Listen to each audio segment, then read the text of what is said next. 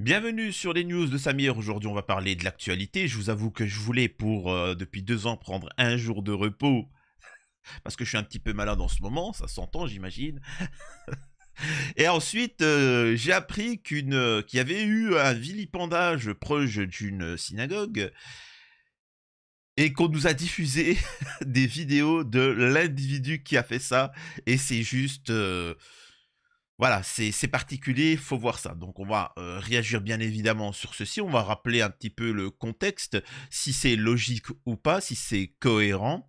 Et on va aborder plusieurs sujets parce qu'en fait on essaye de vous tromper, de perdre votre attention. Il y a des choses très importantes qu'il faut faire, qu'il faut suivre, et je me ferai un malin plaisir de le rappeler. Avant de démarrer cette vidéo, je vous invite à vous abonner, vérifier que vous êtes bel et bien abonné, laissez un commentaire, un like pour le référencement, me rejoindre sur les réseaux sociaux, sur les chaînes secondaires. Je serai en live à partir de la rentrée sur Twitch, le lundi, le mercredi, le vendredi, à partir de 22 h. Une fois qu'on a dit ça, on va pouvoir démarrer. Alors c'est quoi cette histoire de synagogue? Donc avant de débunk tout ça, on va regarder un petit peu, on va contextualiser le délire. Hop, attendez, hop, je vous mets la vidéo. Et c'est y part. Présent cette image du bâtiment adjacent à la synagogue en feu. Donc c'était ce matin, voilà, pour se rendre compte comment cela s'est déroulé. Stéphane Selamy, Donc là, de ce que je comprends, de ce que j'ai compris, il y a quelqu'un qui est venu avec une voiture.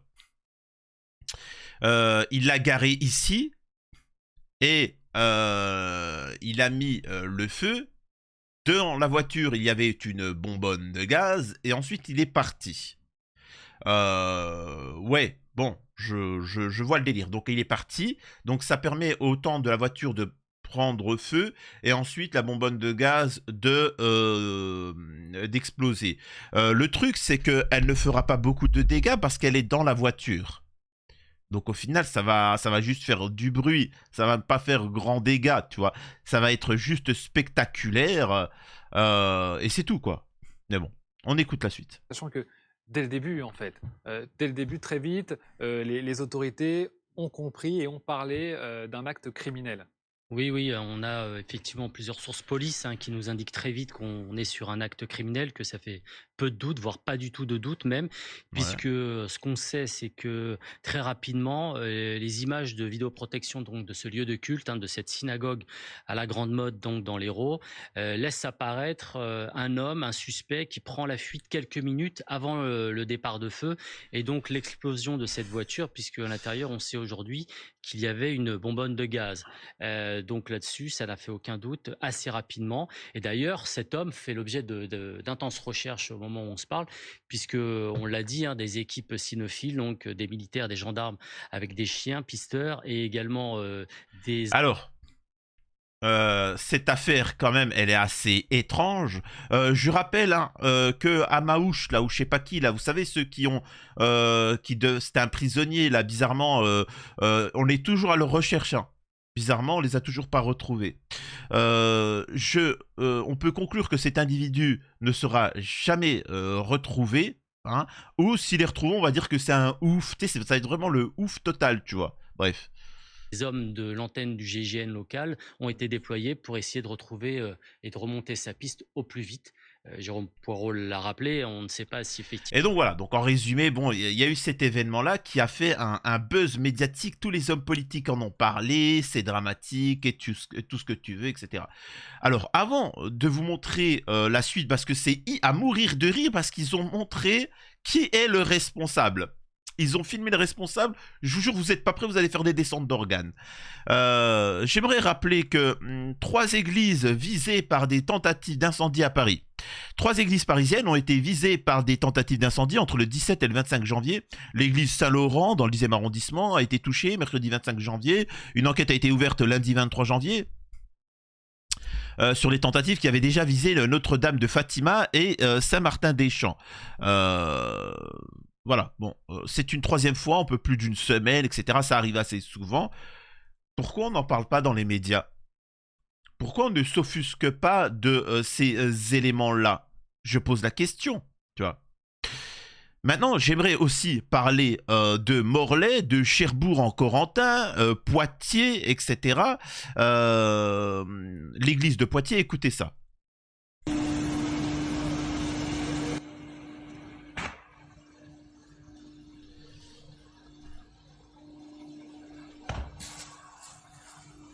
Vous allez me dire, c'est quoi ça? Bah ça, en fait, c'est une mosquée qui a été incendiée. Vous en avez pas forcément, vous en avez entendu parler pour certains dans les réseaux sociaux, mais dans la télé, non.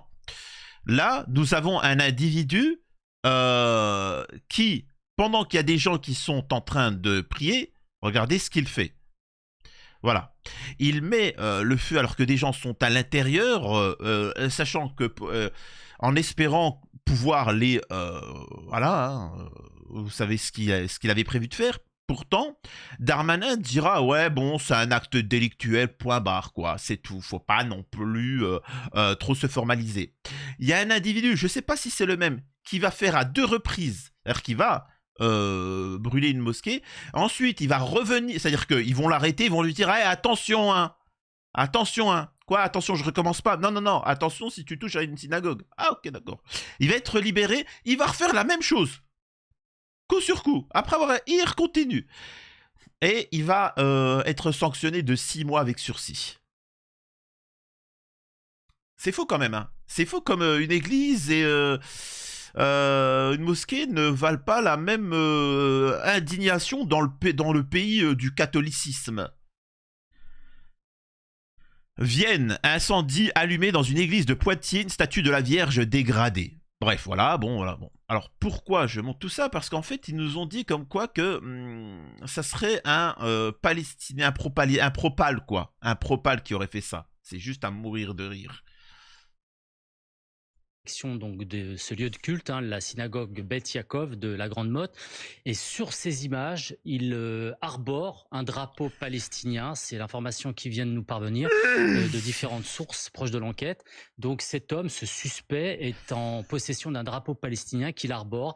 Et quand il est en fait filmé en train de prendre la fuite quelques instants avant le déclenchement de cet incendie criminel, le parquet antiterroriste, hein, vous l'avez rappelé, a été saisi. Ça n'avait aucun sens. La cause palestinienne n'a strictement rien à voir avec un truc de religion, d'un colonialisme qui est venu, peu importe quel qu'il soit. La colonisation, par exemple, des Français, enfin quoique, les Algériens se sont défendus, les Vietnamiens ils se sont défendus, peu importe qui est en face, les Palestiniens se sont défendus, quoi qu'il arrive, tu vois. Bref. Donc là, on est en train d'essayer de nous dire que c'est un Palestinien qui avait... Mais moi, la question que je pose... vraiment, alors, vraiment, je pose la question... Pourquoi vous avez des membres du Hamas sur le terrain qui sont en train de se battre contre l'armée israélienne? Sur le terrain, vous pouvez voir des vidéos tous les jours sur Internet, sur Twitter, etc., où ils se battent, où ils détruisent des chars avec tout ce que tu veux. Il n'y en a aucun qui porte le drapeau palestinien. Pourtant, les mecs, c'est des véritables Palestiniens. Ils se battent, ils donnent leur vie. Il y en a qui perdent leur vie au combat. Pourquoi il n'y en a aucun qui porte le drapeau palestinien? Vous voyez ce que je veux dire? Ça n'a aucun sens. Alors que à Gaza, en territoire occupé, quand ils sont en train de se battre, ils portent pas le drapeau palestinien. En France, il va venir pour faire ça. Ça n'a pas de logique. Surtout que si tu mets le drapeau palestinien autour de toi, comme vous allez voir la vidéo. Vraiment, je vais vous montrer la... C'est incroyable. Ça n'a aucun sens. Je vous jure que moi, ça me fait rire. C'est parce que c'est tellement idiot. Ce que je veux dire par là, c'est-à-dire qu'il y a plein d'analyses à faire. Comment ça se fait que là-bas, sur le terrain, ils l'ont pas et pourtant ici, ils le feraient. Deuxième point, pourquoi cet individu met le drapeau... J'avais pas... Ah, le kéfier, tu sais. Il y a le kéfier palestinien. Oh, les salauds. Excusez-moi. Par contre, on vous a connu, je vous ai déjà dit. Moi, certains vont me dire, Samir, t'as vu, c'est puéril, c'est vraiment mal fait. Alors, moi, personnellement... J'aurais validé si il avait une tranche de pastèque entre la bouche, tu vois, Une bonne tranche de pastèque, un couscous main droite. Là, ça n'a pas de sens. Et pourquoi ils lui ont carrément mis un petit chapeau, tu vois. Bref, alors, pourquoi, moi la question c'est pourquoi il s'est mis le drapeau autour de lui. Certains vont me dire, ouais, parce que c'est un propal. Ouais, donc bah, pourquoi il a fui? Alors qu'il a fui, on est d'accord qu'il a fait ça, il s'est caché, après il est parti. Alors pourquoi il aurait mis ça autour de lui? C'est qu'il veut qu'on le voie. Vous voyez ce que je veux dire? Si tu fais ça, alors que si tu veux faire un acte délictuel, tu le fais, tu caches ton visage, tu caches, tu mets des gants, tu fais et tu te barres, tu vois, et tu disparais. Le fait qu'il ait mis ce drapeau palestinien autour de lui veut dire qu'en fait il a voulu montrer c'est quoi sa cause et que les gens le voient. C'est pas normal, c'est pas logique avec le fait que il a été discret et ensuite il a disparu. C'est, enfin, vraiment, je vous dis, il aurait été plus logique de mettre une tranche de pastèque entre sa bouche, un couscous, des falafels à la main gauche, et voilà. Enfin, je sais pas, non, mais il y a un moment, faut arrêter de déconner, mais quand même, en plus, les gens ils m'ont dit Samir, il a des bouteilles d'essence. Oh, détrompe-toi, c'est de l'huile. C'est de l'huile de Camille. Les Camille. Non, excusez-moi. Ah, c'est vrai que le premier exploitateur d'huile, c'est les Tunisiens. C'est de l'huile tunisienne qui prend feu automatiquement dans une église, dans une synagogue. Tunisien qui, je rappelle que ce mauvais président tunisien dénonce le sionisme et qu'il y a les prochaines élections. Tout est lié, je vous assure que tout est lié, tu vois. Incroyable. Ensuite... on va retrouver son téléphone portable. On va voir qu'il est abonné à des chaînes YouTube comme tant d'autres, hein, qu'il faudra censurer, bien évidemment. Faut arrêter. Les gars, on essaie de vous détourner l'attention de ce qui se passe actuellement là-bas. Et je répète, hein, je vais vous parler de l'actualité, je vais vous montrer les vidéos, mais là, c'est vraiment pour vous parler de mon ressenti. Ils essaient de vous détourner de choses horribles qui sont en train de se passer là-bas. Il faut bien comprendre que Am Israël est en difficulté parce que, alors je sais pas comment ça se fait que les autres n'avaient pas vu un petit peu qui était Am Israël, mais mondialement, vous avez bien vu que l'opinion publique est complètement... voilà, tu vois, elle est acquise à la cause palestinienne. Ensuite, j'aimerais poser une question. Mais pourquoi, pourquoi, si tu veux faire un symbole, là, ce qu'il va en faire, c'est un symbole, là, en faisant ça. Pourquoi ne pas avoir fait ça pendant les Jeux Olympiques, il y a quelques jours? Nous avions une délégation israélienne, nous avions des choses comme ça, nous avions le monde entier qui regardait les JO. Pourquoi ne pas avoir fait ça à ce moment-là si ton but était idéologique? Dites-moi, pourquoi ne pas avoir fait ça pendant les JO? Donc ça montre que c'est-à-dire que c'est incohérent. C'est incohérent, ça pas de... Tout ça n'a pas de logique. Les gars, c'est du foutage de gueule. Alors là, il y a des images qui commencent à ressortir effectivement. On peut voir qu'il est avec un bon petit couscous, hein. Donc voilà, donc c'est des images réelles, hein. N'allez pas dire que c'est du photomontage. Incroyable, aucun sens le truc. Bref, on va écouter un petit peu BFM, on va se marrer, hein. On va voir ce qu'ils disent. Donc le parquet national antiterroriste, le PNAT, a été saisi et vient de communiquer. Je vous donne les éléments du communiqué du PNAT. Donc le 24 août 2024, à la Grande Motte, entre 8h et 8h30, 2 véhicules étaient incendiés dans l'enceinte de la synagogue Ben Yaakov. Sur place, 2 départs de feu supplémentaires étaient relevés au niveau de 2 portes donnant accès donc à cette synagogue.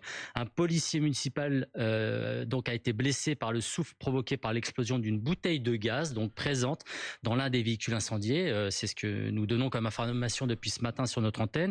À l'intérieur de la synagogue se trouvaient 5 personnes, dont le rabbin qui n'a pas été blessé. Le parquet national antiterroriste s'est saisi des faits à 11h et a ouvert donc une enquête en flagrance des chefs de tentative d'assassinat en relation avec une entreprise terroriste. Bah, moi, pourquoi c'est pas la même chose avec les autres religions? C'est bizarre ça. Crime d'atteinte aux personnes. Donc les investigations, mais ça on l'a déjà dit, ont été confiées aux enquêteurs de la sous-direction antiterroriste. Donc là... Bon alors il dit pas grand-chose. Excusez-moi, ça me fait rire cette histoire. Alors, je sais que Ça me fait penser à mon enfance. Ça me fait penser à mon enfance. Alors calmez-vous quand je dis que ça me fait penser à mon enfance.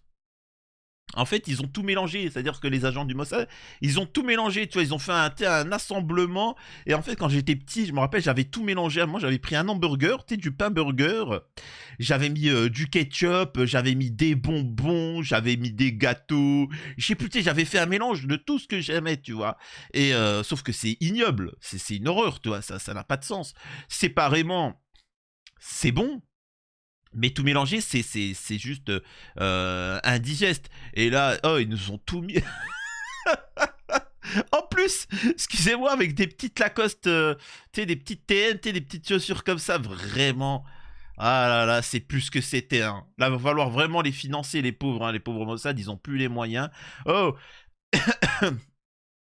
je rappelle qu'ils ont toujours pas retrouvé le mec qui Amaouche là, je sais plus comment il s'appelle, celui qui devait se faire transporter à l'auto en pleine autoroute à un péage. Ses camarades y sont venus, ils ont tiré, des policiers français ont perdu la vie. Ils sont partis, on les a pas retrouvés depuis. Alors qu'ils ont été filmés, on connaît leur visage, on a leur ADN, on a tout la totale, tu vois. On n'a pas retrouvé. Et là, bizarrement, on a tout en 3D, en 3 dimensions, etc. On va retrouver sa pièce d'identité, mais bien sûr, on y croit, les gars. Attention, j'ai oublié une des théories possibles, c'est que c'est la faute de Vladimir Poutine. On avait oublié ça, hein. Vous l'avez pas vu venir. Peut-être que c'est Poutine qui a fait ça, qui a payé. C'est-à-dire que si trop de gens vont comprendre que c'est pourri, c'est bidon, eh ben on va nous expliquer que c'est un poutinolâtre qui a fait ça et que c'est un roumain et il a fui par la frontière et voilà, c'est-à-dire que là on va en profiter pour tomber sur les Palestiniens, les musulmans, tout ce que tu veux là et les filles, on va se faire plaisir. Et ensuite, on va dire non, mais en fait, finalement, c'était un Ukrainien, enfin, c'était un Russe qui avait payé des Moldaves, tu vois, des Moldaves, et voilà, bien évidemment, on y croit tous. Pour rappel, hein, les tags, là, c'était faux. Ce qui s'est passé dans le RER, là, la petite truc, c'était faux. Cette histoire, là, des étoiles, là, machin, c'était faux. La femme qui s'est fait planter, c'était faux. La femme qui s'était fait taguer une croix bip devant sa porte, c'était faux. Lui là, il faut savoir que un membre de ces groupes terreaux ont été arrêtés et une fois qu'ils se sont fait arrêter, ils ont expliqué qu'en fait c'était des agents d'Am Israël. Pour rappel, hein, j'aimerais vous montrer Golnadel, hein, le même qui avait dit que l'Algérie est un pays endetté, hein, je précise, alors qu'il y a 0 € de dette extérieure, mais bon, c'est pas grave, hein, qu'est-ce que vous voulez que je vous dise, tu vois. Écoutez ce qu'il dit. Je mens tous les jours, nous mentons tous les jours. Alors, attends. Tu mens tous les jours, et il dit ça, tu sais, comme si c'était normal. Alors, tu sais, généralement, vous tous là, vous qui m'écoutez, les rares fois où vous mentez, on est bien d'accord que ça vous dérange. Vous, en tant que chrétien, ou je sais pas, tu vois, en tant que musulman, on est d'accord que vous visez à ne plus mentir. C'est quelque chose, tu sais, quand on te dit t'aimerais bien faire du... Non, tu sais, c'est pas une fierté. Tu dis, moi j'aimerais bien quelqu'un être pieux, être totalement fidèle, être quelqu'un de généreux, ne pas avoir de haine dans le cœur. T'aimerais bien être quelqu'un de... Eux, certains là comme Golnadel, non, eux c'est... moi j'aime bien, c'est la classe. Ça. Et quand il dit nous, donc en fait c'est qui dit nous c'est parce que c'est pas moi. Je connais aucun musulman qui dit nous on a envie de mentir. Nous mentons tous les jours. Il y a des pieux mensonges, des mensonges créateurs, des lâches mensonges. Des mensonges créateurs, mais créateurs de quoi? Des lâches mensonges, d'ignobles vérités. Il y a des tas de raisons où il est important de mentir, ou de dissimuler, ou de cacher, ou de taire. Je n'ai pas d'état d'âme avec cela. Nous avons la parole pour mentir. Tu sais, carrément, ça veut dire que lui, il te dit, on a la parole pour mentir. C'est-à-dire que si, peu importe qui vous considérez qui vous a de la parole, est-ce que vous pensez que c'est un pur hasard ou c'est Dieu? Enfin, il nous a donné la parole surtout pour communiquer, pour échanger, pour éduquer, pour apprendre, pour se développer. Voilà, c'est une des premières choses, c'est communiquer. Pas pour mentir, c'est faux. Parce que justement, dans une société, vous savez, ça me fait penser à quoi? Ça me fait penser à des fourmis. Alors, il y a une expérience, je ne sais pas si vous avez déjà vu ça. Les fourmis communiquent entre elles, elles parlent. Comme tous les animaux, ils ont des signaux, une parole pour prévenir des choses. Et en fait, il faut savoir qu'une fourmi, quand elle trouve quelque chose, des aliments ou quelque chose de particulier, elle retourne à la colonie pour prévenir les autres qu'il y a de la nourriture, par exemple. Et donc la colonie, elle arrive. Elle arrive pour récupérer cette nourriture. Et en fait, il y a quelqu'un qui avait pris la nourriture, il a mis une fourmi, et ensuite il a vu la fourmi partir, c'était filmé, c'était une expérience, il a enlevé toute la nourriture. La fourmi, elle est revenue avec plein d'autres fourmis. Et sauf qu'il n'y avait rien. Ils sont tous repartis. Il a pris la petite fourmi, c'est celle qui truc, il a remis la nourriture, il l'a remis à côté d'elle.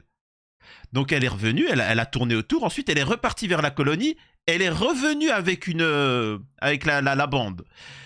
Et lui, entre-temps, il avait caché la nourriture. Il a fait ça une troisième fois, vous savez, quand une fois qu'ils sont arrivés sur place, qu'ils ont fait les autres fourmis, ils ont chopé la fourmi et ils l'ont déglinguée. Vraiment, ils ont tué la fourmi. Parce que pour eux, elle est inapte, c'est une menteuse, etc. Voilà. Ce que je veux dire, c'est que même dans le règne animal, le mensonge, on lutte contre le mensonge parce qu'il est nuisible. Il est nuisible, le mensonge. Il est créateur de mal. Il faut toujours dire la vérité. Bref. Et lui, il nous explique que c'est quelque chose de bien. Alors, je sais pas, il a été éduqué où, mais comme disait Alexandre Solzhenitsyn, nous savons qu'ils mentent. Ils savent qu'ils mentent. Ils savent que nous savons qu'ils mentent. Nous savons aussi qu'ils savent que nous savons. Et pourtant, ils continuent de mentir. Incroyable. Surtout, utilisez l'humour, l'ironie dans ce genre de situation et n'oubliez pas de toujours parler, plutôt que de parler de cette affaire-là sur les réseaux sociaux, c'est bien d'en rigoler, de rigoler de la méthode pathétique utilisée avec le mec, il a tout l'attirail, sans nul doute que cette personne va se faire arrêter, on a quand même son visage, on a quand même, il a été filmé, on pourra le suivre, etc. Bref. Moi, ce que je vous dis, c'est que n'oubliez pas ce qui se passe en ce moment à Gaza. C'est dramatique et c'est tous les jours. Et là, c'est pas des synagogues, c'est des églises qui se font détruire, des mosquées, des gens, des enfants, et ainsi de suite. Et c'est quotidien. N'oubliez pas que votre boycott fonctionne, la banque AXA est en difficulté parce que vous avez boycotté cette banque-là, vous avez boycotté Coca, vous avez boycotté ces choses-là et ils sont en grosse difficulté. Donc continuez. Soutien, les personnalités soutiennent, c'est comme ce joueur de foot, Anwar El Razi, d'origine marocaine, qui a gagné son procès et a donné 1,5 million pour les Palestiniens. N'oubliez pas qu'il y a un streamer français, Amine, qui va lancer un grand événement d'ici quelques mois. Donc voilà, c'est bon, faut passer. C'est-à-dire que de la même manière que il passe à autre chose quand c'est une mosquée, une église, il faut être égalitaire dans la vie. Encore une fois, cette histoire paraît assez sombre. Je peux vous garantir qu'on va en profiter pour tomber sur la LFI, sur les musulmans, sur les Palestiniens et ce que tu veux. Ça sera quotidien. Et après, quand ils auront bien usé le truc, ils vont nous expliquer que c'est de la faute de la Russie et ainsi de suite. Mais bon, ne tombez pas dans le panneau. Attendez, 2 secondes, je dois m'excuser parce que mon journaliste qui est sur place a des nouvelles informations. Donc apparemment, l'individu aurait été vu, alors certes, sur son dos, il était avec de la sauce algérienne. Donc voilà, donc il faut savoir qu'en plus sa sauce préférée c'est la sauce algérienne. Donc bien évidemment ces informations changent toute la vision de la situation. Sauce algérienne, Algérie, bon voilà, vous avez compris un petit peu ce qu'il en était. En plus, apparemment au petit déjeuner, il aime se régaler de cette pâte à tartiner goût Kinder Bueno. Hein. C'est une marque algérienne connue, hein, c'est tout le temps en rupture de stock parce que c'est sublime. Donc sauce algérienne, cette marque-là, de l'huile d'olive de Tunisie, le drapeau palestinien, le couscous à la main droite. Non mais attendez quoi les gars, c'est quoi ce délire, tu vois? C'est un truc de fou. Ah ouais, aussi, électeur de LFI, et vraiment électeur de LFI et aimerait bien que ça ne soit pas je sais pas qui comme c'est-à-dire que c'est bidon le truc, c'est tellement gros, ils ont un manque de moyens en ce moment le Mossad, c'est pathétique. C'est pathétique. Alors en tout cas dites-moi ce que vous en pensez. Alors au moment où je fais cette vidéo j'ai très peu d'éléments pour rebondir sur cette affaire-là, on verra par la suite, mais là c'est vraiment mon ressenti dans les premières minutes de cette affaire-là. C'était les news de Samir, dites-moi ce que vous en pensez. Incroyable quoi.